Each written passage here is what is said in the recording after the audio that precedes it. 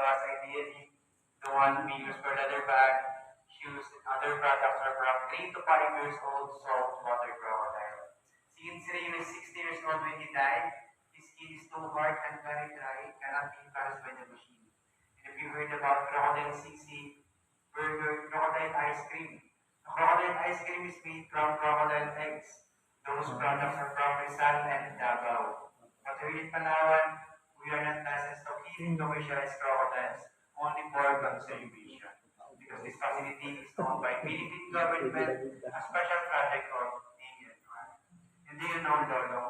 Lolo is also a male saltwater crocodile, and is recognized by the Guinness Book of World Record for being the largest crocodile in captivity. Lolo is now in the National Museum in Manila. It is from Busan till Sur in Mindanao. Lolo is 6 meters, 1 meter longer than Rio. And before we proceed to the live crocodiles, I just want to remind you that do not put your fingers inside the tongue of the baby crocodiles. Because baby crocodiles, they can jump and they can cut off your fingers. So for your safety, please hands off. And we have a portable in the entrance area. If you want to experience holding a live crocodiles, you can hold 3 to 4 years old saltwater crocodile there.